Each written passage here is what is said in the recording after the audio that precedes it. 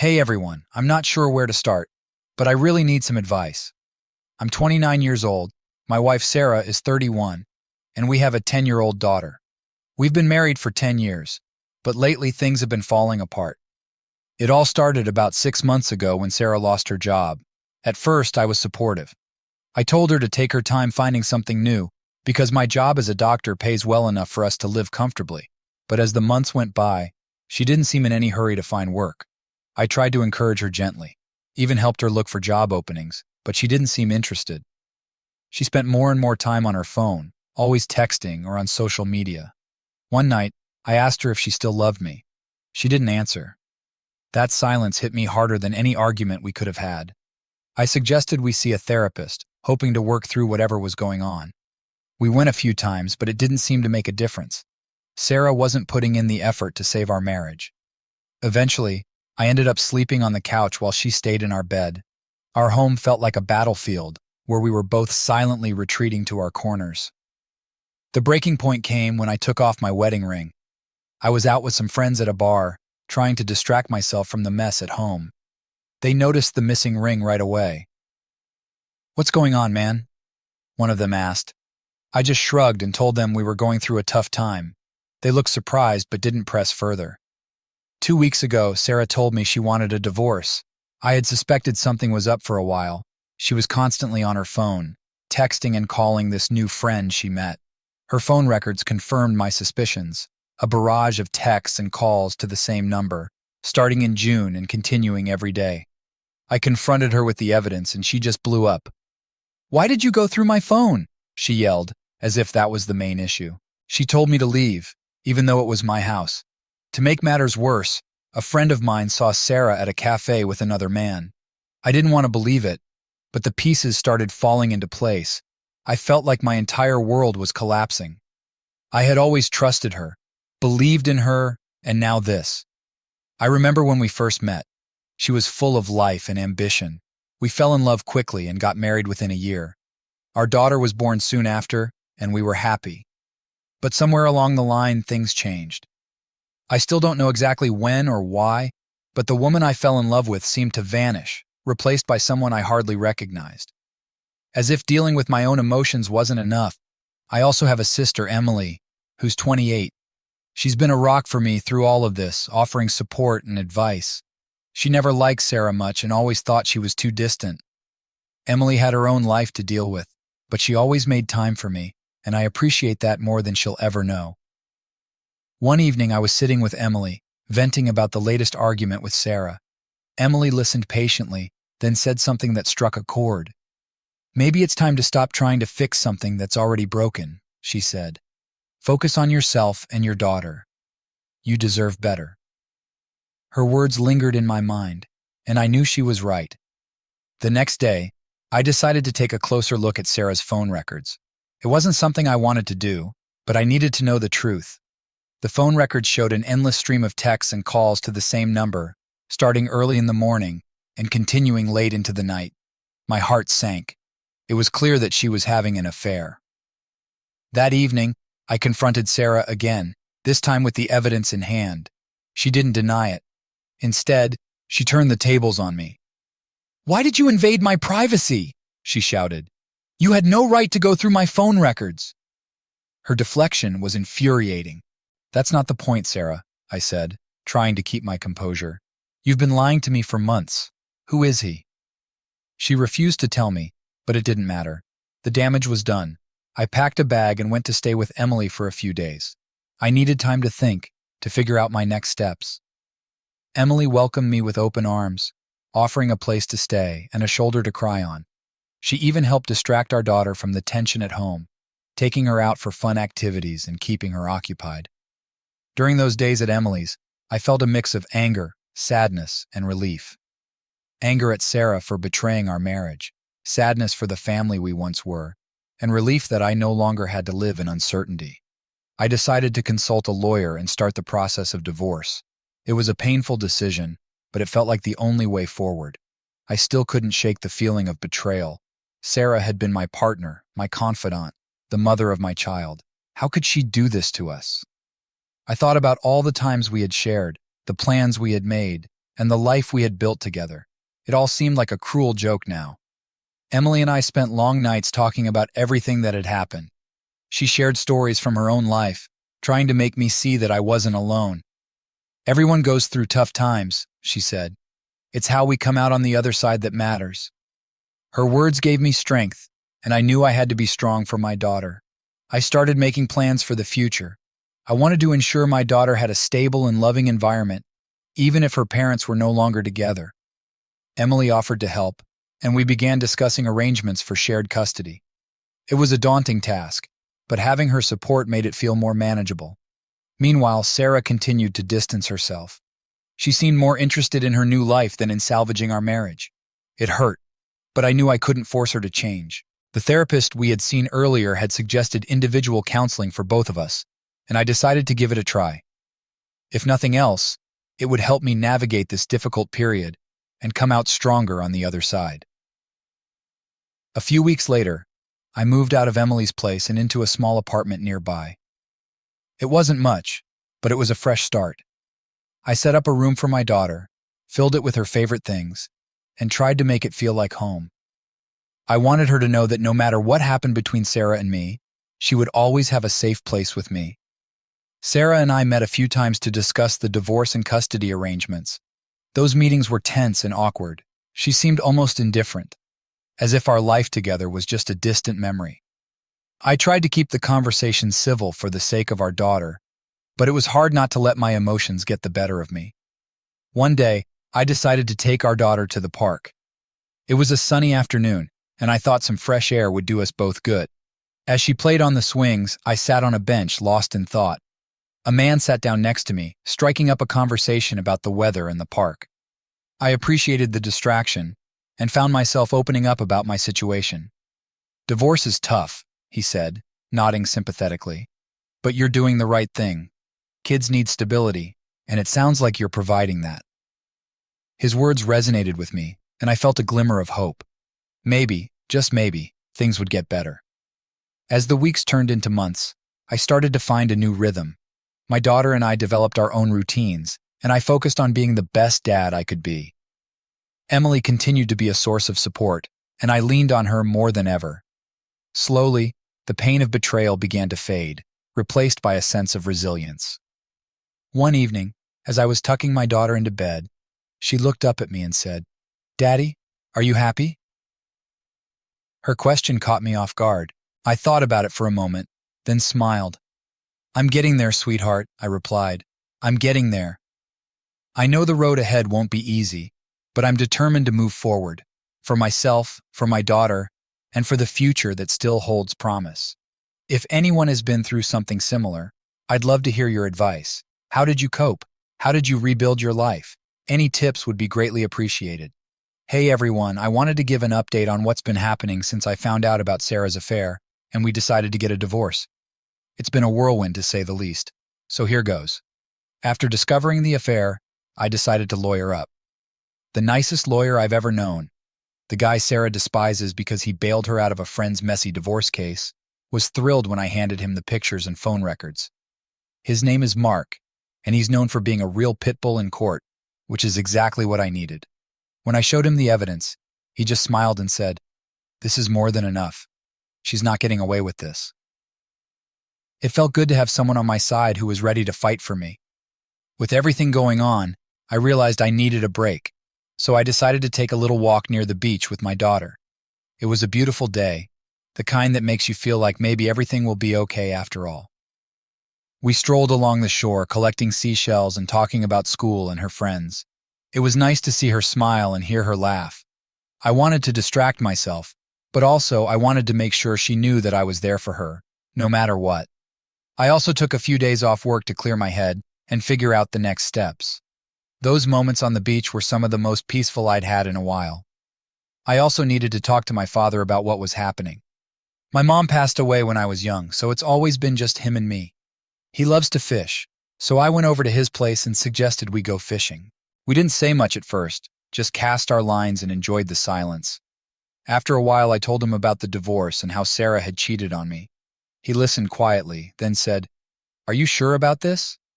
I nodded and he just smiled and said, "Then it's wonderful. You deserve better. We spent the rest of the day talking about my daughter and reminiscing about old times. It was the first time in a long while that I felt truly relaxed. There's something about being out on the water that helps put things into perspective. I also reached out to my friends. I needed to let them know what was going on. I texted them the basics and waited for their responses. They were all shocked and didn't really know what to say, but their support meant a lot to me. We made plans to meet up soon and catch up properly. It's funny how in times of crisis, you realize who your true friends are. They didn't have the answers, but they were there for me, and that was enough. One of the more surprising interactions I had was with my cousin, Emily. She's 26, and we've always been close, but I hadn't seen her in a while. She's attractive, but I never really thought about her that way. When I told her about the divorce, she was really sympathetic. We met up for coffee and talked about everything. She listened patiently as I poured out my frustrations and fears. It was comforting to have someone who understood and didn't judge me. We talked for hours, and by the end of it, I felt a little lighter. We agreed to keep in touch more often. She's been checking in on me regularly, and it's nice to know that she cares. Back home, I tried to keep things as normal as possible for my daughter. I cooked dinner, helped her with homework, and tucked her in at night. But there were moments when the weight of it all hit me, and I found myself struggling to hold it together. One night, after putting her to bed, I sat on the couch and just cried. The house felt so empty, and the silence was deafening. It's hard to explain, but it felt like a part of me was missing. During this time, I started going to therapy. I figured if I was going to get through this, I needed some professional help. My therapist, Dr. Harris, has been great. She's helped me unpack a lot of the anger and sadness I've been feeling. One of the things she said that really stuck with me was, "It's okay to feel everything you're feeling. This is a big loss and it's going to take time to heal." That gave me permission to grieve, which was something I hadn't allowed myself to do. I also made sure to stay active. I went for runs, hit the gym, and even tried yoga, which, by the way, is harder than it looks. Keeping my body moving helped keep my mind from spiraling, and it gave me a sense of control when everything else felt out of control. There's something therapeutic about pushing your body to its limits and feeling the burn. It reminds you that you're alive and capable of overcoming challenges. In the midst of all this, I had to deal with practical matters too, sorting out the finances, deciding who gets what, and figuring out the logistics of co-parenting. It was overwhelming at times, but Mark was a huge help. He guided me through the process, making sure I understood my rights and options. He was like a bulldog in negotiations, ensuring that I got a fair deal. Sarah's lawyer tried to play hardball, but Mark wasn't having any of it. Watching him work was like watching a master at his craft. It was reassuring to know I had someone so competent on my side. One of the hardest parts was explaining everything to my daughter. She's only 10, but she's smart and perceptive. She knew something was wrong even before I told her. I sat her down one evening and tried to explain in simple terms. "Mommy and Daddy aren't going to live together anymore," I said, "but we both love you very much, and that will never change." She cried and I held her, feeling helpless and heartbroken. She asked if it was her fault, and my heart shattered. I reassured her over and over that it wasn't her fault, that sometimes grown-ups have problems they can't fix. It was one of the toughest conversations I've ever had. Despite everything, I've been trying to stay positive. I focus on the good moments, like when my daughter and I baked cookies together, or when we watched her favorite movie for the 100th time. Those small moments of joy remind me that life isn't all bad, that there's still happiness to be found even in the midst of pain. I also leaned heavily on my sister Emily. She's been a rock through all of this, offering support and advice whenever I needed it. We had long talks about everything, from the divorce to my fears about the future. She always knew what to say to make me feel better. "You're stronger than you think," she would tell me. "You'll get through this." Her belief in me gave me strength when I felt like giving up. One evening, Emily and I went out for dinner. It was a nice change of pace, and it felt good to be out in the world, away from the suffocating tension at home. We talked and laughed, and for a few hours, I almost felt normal again. As we were leaving the restaurant, she hugged me and said, "I'm proud of you. You're handling this better than I ever could." Her words meant a lot to me, and I realized that maybe I was stronger than I gave myself credit for. In the meantime, I continued to focus on my daughter. We did fun things together, like going to the park, visiting the zoo, and having movie nights. I wanted to create positive memories for her during this difficult time. I also made sure to keep communication open, encouraging her to talk about her feelings, and assuring her that it was okay to feel sad or confused. It wasn't easy, but I could see that my efforts were making a difference. She seemed happier and more secure, and that was all I could ask for. As the weeks went by, I started to see a light at the end of the tunnel. I was still hurting, but I was also healing. I was finding my footing again, rebuilding my life one step at a time. I knew there would be more challenges ahead, but I was ready to face them. For myself, for my daughter, and for the future that still held promise. If anyone else has been through something similar, I'd love to hear your advice. How did you cope? How did you rebuild your life? Any tips would be greatly appreciated. I just want to start by thanking all of you for your support. Your messages and advice have meant the world to me during this incredibly tough time. It's comforting to know that there are people out there who understand what I'm going through and who genuinely care. I've been trying to keep myself busy to avoid spiraling into a pit of despair. Sports have been a major outlet for me. I've taken up running and even joined a local soccer league. There's something about pushing my body to its limits that helps quiet my mind. However, the stress of the divorce has definitely taken a toll on my nerves. There are days when I feel like I'm barely holding it together, and it's in those moments that I find myself lacing up my running shoes and heading out the door. The physical exertion helps clear my head, even if only temporarily. Recently, I moved in with my cousin Lisa. Financially, things have been tight, and I haven't been able to secure a new place yet. Lisa, being the amazing person she is, offered me a place to stay. She said she could shelter me until I got back on my feet. It's been a relief to have a stable roof over my head, and her company has been a godsend. We've spent a lot of time talking, and she's been a great listener. I feel like I can be myself around her, and that's something I've desperately needed. Living with Lisa has also given me a chance to focus on my daughter without the constant reminders of Sarah. I set up a small space in Lisa's apartment where my daughter can come and stay. We've decorated it together, making it feel like her own little sanctuary. She seems to love it, and I can see the sparkle in her eyes whenever she's here. It's these small victories that keep me going. A few days ago, my lawyer, Mark, gave me an update on the divorce proceedings. He told me that there's only a little time left before the trial, which is scheduled to start in 20 days. Hearing that date made everything feel so real and imminent. It's like a ticking clock counting down to a day I'm both dreading and eagerly anticipating. Mark has been incredibly supportive, assuring me that we have a solid case and that he's confident about the outcome. Still, the anxiety is hard to shake. The upcoming trial has made me reflect on everything that's happened. It's a mix of emotions, anger, sadness, betrayal, but also a strange sense of relief. This trial represents the end of a painful chapter and the beginning of a new one. I've been trying to prepare myself mentally and emotionally, but it's tough. The nights are the hardest. I lie awake, replaying conversations and imagining different outcomes. What if things had been different? What if I had seen the signs earlier? These questions haunt me, but I'm learning to let go. It's a slow process, but I know I'll get there eventually. In the meantime, I've been focusing on building a new routine. I've started cooking more, trying out new recipes, and making meals for Lisa and my daughter. It's therapeutic in a way, and it gives me a sense of accomplishment. Plus, it's been a fun way to bond with Lisa. We've had some hilarious kitchen disasters, but also some pretty great meals. It's these moments of normalcy that remind me that life goes on, even after heartbreak. I've also been trying to stay connected with my friends. We've been meeting up more often, and their support has been invaluable.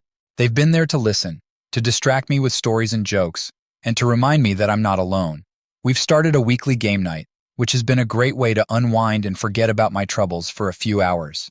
If anyone else is going through a similar situation, I want you to know that you're not alone. It's okay to feel lost and to struggle, but don't forget to take care of yourself. Reach out to friends, family, or even strangers on the internet. You'd be surprised how much support is out there if you just ask for it. And remember, it's okay to take things one step at a time. Healing is a process, and it doesn't happen overnight. But you'll get there, and so will I. I wanted to share some updates on what's been going on. Things have been moving fast, and it feels like I'm on a roller coaster that I can't get off. I've recently taken up fishing, and it's become a real passion of mine. It started when I went out on a boat with my dad. Being out on the water with him brought back memories of my childhood, when he first taught me how to fish. There's something incredibly peaceful about it, just the sound of the water and the focus on the line. It's a way to clear my head and find some calm amidst the chaos. Now I go fishing alone often, especially when things get too overwhelming. Even when I return to work, I found it hard to sit idle for long periods. The pull of the water and the tranquility it offers has become a lifeline for me.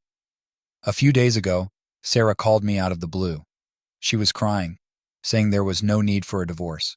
She tried to manipulate me with her tears, talking about our daughter and how this would affect her. She painted a picture of a broken family and pleaded with me to reconsider. It was a mess of emotions on her end, but I stayed firm. I told her, "I don't believe you anymore, Sarah. Our daughter is the most important thing to me, and this ends here." Her crying turned into sobbing, and it tore at my heart, but I couldn't let her manipulate me again. The trust was gone, and nothing she said could bring it back. The court date, something I had been dreading, was fast approaching. I didn't want to see Sarah anymore, so we communicated through a mutual friend.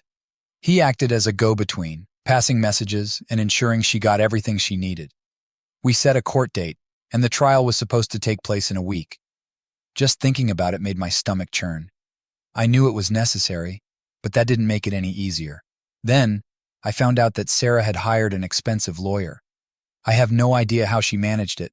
Maybe she took out a loan or used some savings I didn't know about. Honestly, I didn't care. Mark assured me we were prepared, and that's all that mattered. I wasn't going to let her scare me with her high-priced legal help. Fishing became my escape during this stressful time. I'd get up early, drive to the lake, and spend hours on the boat, just me and the water. The rhythmic motion of casting and reeling in was soothing, almost meditative. It gave me space to think, to process everything that was happening. I'd watch the sun rise over the horizon, painting the sky with shades of pink and orange, and for a moment, I'd feel at peace. Those moments were precious, a stark contrast to the turmoil of the divorce proceedings. Work was another challenge. I tried to focus, but my mind often wandered. I found myself staring at my computer screen, unable to concentrate. My colleagues noticed, of course. They were kind, offering support and understanding, but I felt like I was letting them down. I kept thinking about the court date, the confrontation, and the uncertainty of the future. Fishing helped, but it wasn't enough to completely silence the anxiety. Sarah's calls didn't stop. She'd call late at night, leaving tearful voicemails if I didn't answer. It was exhausting. I saved the messages, knowing they might be useful in court, but I couldn't bring myself to listen to them. Her voice, once comforting, now felt like a knife twisting in my gut. I needed distance, and every call felt like a step backward. One evening, after a particularly rough day at work, I went to see Mark. We went over the case again, dotting every I and crossing every T. Mark was confident, which helped calm my nerves. He reassured me that we were ready and that we had a strong case. Still, I couldn't shake the feeling of dread. The idea of facing Sarah in court, of laying bare all the details of our failed marriage, was daunting. I kept busy in the days leading up to the trial. I spent more time with my daughter, making sure she felt loved and secure. We did all her favorite things, went to the park, baked cookies, watched movies. I wanted to create happy memories for her, something to hold on to during this tough time. Her laughter was a balm to my wounded soul, and I cherished every moment we spent together. Lisa, my cousin, continued to be a rock for me. Living with her had its challenges, but she was always there with a kind word or a listening ear. We talked a lot about the upcoming trial, and she offered endless support and encouragement. One night, as we sat on the couch watching TV, she turned to me and said, "You're going to get through this. I know it's hard, but you're stronger than you think." Her words gave me strength, and I held on to them tightly. Fishing trips became even more frequent as the court date approached. I needed those quiet moments on the water to keep my sanity. Each trip felt like a small retreat, a way to gather my thoughts and prepare for the battle ahead. I'd sit in the boat, feeling the gentle sway, and remind myself why I was doing this.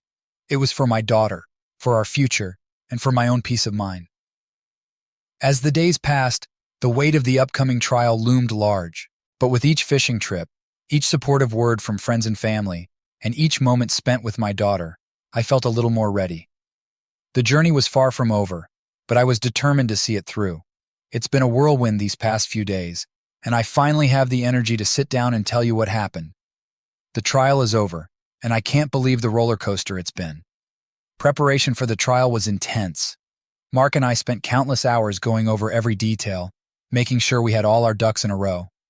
The evidence was solid phone records, photos, and even the voicemails Sarah left crying and begging. I felt a strange mix of anxiety and determination as the court date approached. This was my chance to finally put everything behind me.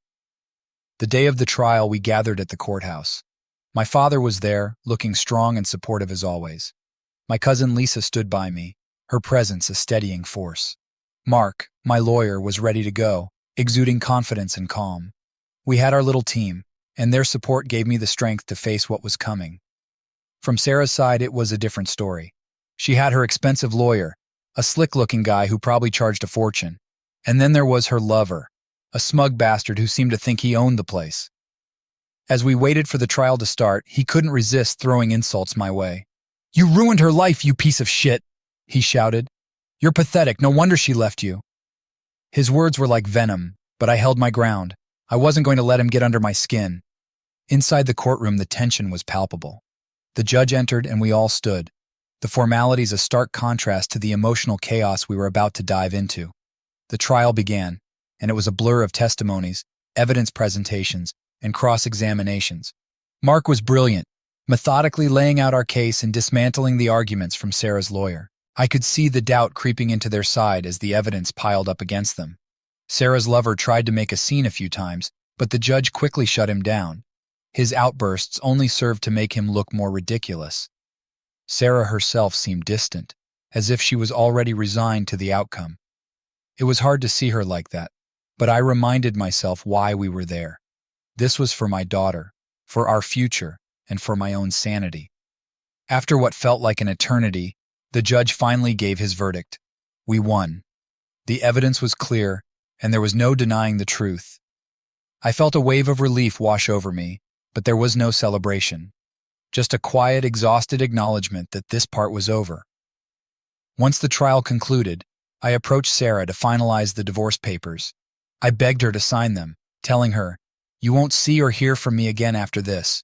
Just sign, and we can both move on." She hesitated for a moment, then finally picked up the pen and signed. I could see the defeat in her eyes, but there was no satisfaction in it for me, just a sense of closure. With the papers signed, it was time to move out of the house. I needed to get my things and clear out the remnants of our life together. I called a moving company to help with the process. They were efficient, packing up my belongings and loading them into the truck. As they worked, Sarah left without a word, heading off in an unknown direction. It was a strange feeling watching her go, but also a relief. It was like a weight had been lifted from my shoulders. I had no regrets about how things turned out. Sarah had made her choices, and now we were both facing the consequences. The house, which once felt like a home, was now just a place filled with memories I needed to leave behind. I moved in with my cousin Lisa for a while longer, grateful for her unwavering support. The days following the trial were a mix of emotions. I felt a strange combination of sadness and freedom. Sadness for the life that was lost, but freedom from the lies and betrayal. I focused on my daughter, making sure she felt loved and secure. We spent more time together, and I could see her starting to relax and enjoy our new routine. One day, while out on the boat, I reflected on everything that had happened: the betrayal, the trial, the finality of the divorce. It had been a long and painful journey, but I had come out on the other side, stronger perhaps and definitely more resilient. I realized that I had the chance to rebuild my life, to create something new for myself and my daughter. Moving forward, I focused on the positive. My job, which had been a source of stress, started to feel like a place of stability. My colleagues, who had been supportive throughout, were there to help me get back into the groove. I threw myself into work, finding solace in the routine and the sense of accomplishment it brought. I also started seeing my therapist again. Dr. Harris helped me navigate the complex emotions I was dealing with. She reminded me that healing takes time, and that it was okay to have good days and bad days.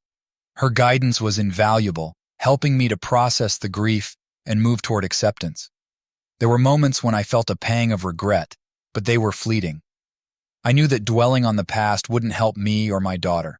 Instead, I focused on creating new memories, on building a life that was filled with joy and love. We went on trips, explored new places, and tried new activities. It was a time of discovery, of finding out what we both enjoyed and creating a new normal. The support from my friends and family was incredible. They rallied around me, offering help and encouragement at every turn. I realized how lucky I was to have such a strong support network. Their kindness and understanding were instrumental in helping me get through the toughest days. I continued to take things one day at a time. There were still challenges, but I faced them with a renewed sense of determination. The trial and the divorce had been a painful chapter, but it was over. Now it was time to write the next chapter, one filled with hope and possibilities. Hey everyone, it's been 3 months since my last update, and I finally feel ready to share what's been going on. A lot has happened, and I'm in a much better place now. It's been a journey, but I can honestly say things are looking up. First off, work has been my corner of happiness. Throwing myself into my job has been therapeutic, and it's given me a sense of purpose and stability. My colleagues have been amazing, and their support has made a world of difference.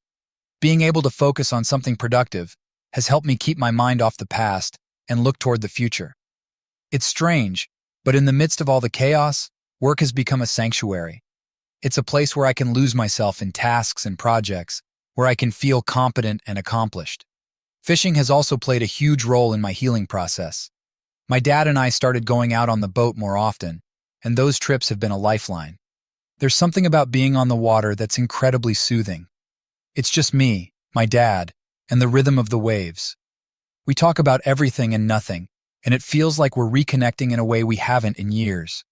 Those fishing trips have become a cherished routine, a reminder that life can be simple and beautiful. Living with my cousin Lisa has been another blessing. She's been my rock through all of this, offering a place to stay and endless support. We've grown even closer over the past few months, and I'm incredibly grateful to have her in my life. Lisa has a knack for knowing exactly what to say to cheer me up, and her positive energy is contagious. We've had countless late-night talks, laughter-filled dinners, and even a few kitchen disasters that ended in hysterics. Her presence has been a constant source of comfort and joy. My daughter has been my biggest motivator to keep going. Watching her grow and thrive has given me a reason to get out of bed every morning. She's back in school, doing well, and it's clear that she's starting to adjust to our new reality.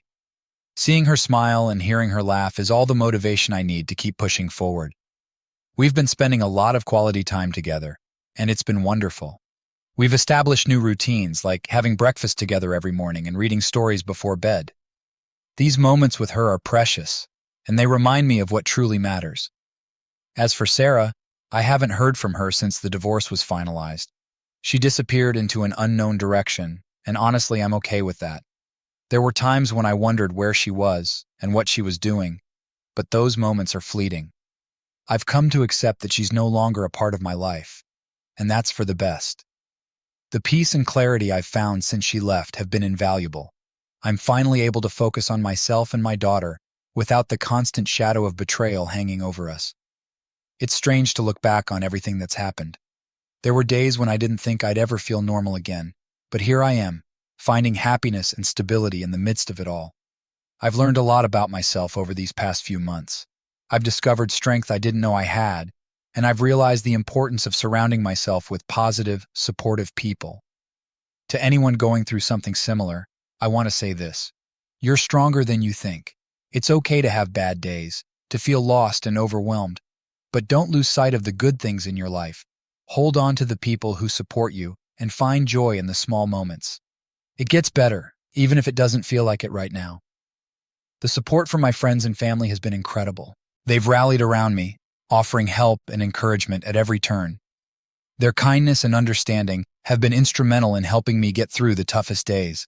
I've realized how lucky I am to have such a strong support network. Their love has been a beacon of hope, guiding me through the darkest times. Fishing trips with my dad have become a cherished routine. We head out early in the morning, the sun just starting to rise, casting a warm glow over the water. There's a tranquility to those mornings that's hard to describe. We sit in comfortable silence, sometimes talking about life, sometimes just enjoying the peace. My dad's wisdom and quiet strength have been a source of comfort, reminding me that no matter what happens, I have a solid foundation to lean on. Living with Lisa has been a joy. She's helped me find laughter and light in the midst of the storm. We've shared countless meals, talked late into the night, and supported each other through the ups and downs. Her kindness and understanding have made a world of difference, and I'm so grateful for her presence in my life. She's been more than just a cousin. She's been a true friend. My daughter continues to be my greatest source of inspiration. She's resilient and brave, and her happiness is my top priority. We've created new traditions, like weekend outings and movie nights, that have helped us bond and find joy in each other's company. Her love and laughter are a constant reminder of what's important, and I'm committed to providing her with a stable, loving environment. Reflecting on the journey, I realize how far I've come. There's a sense of peace in knowing that I've made it through the worst and come out stronger. The future feels full of possibilities, and I'm excited to see what it holds. I've learned to take things one day at a time, to find joy in the present, and to cherish the people who matter most. As I sit here, writing this final update, I'm filled with gratitude. Gratitude for the support I've received, for the lessons I've learned, and for the new path I'm on. Life isn't perfect, but it's moving forward, and that's enough. To anyone reading this, I wish you strength, courage, and the knowledge that you're not alone. We all face challenges, but it's how we rise above them that defines us. Thank you for being part of my journey. Here's to new beginnings and brighter days ahead.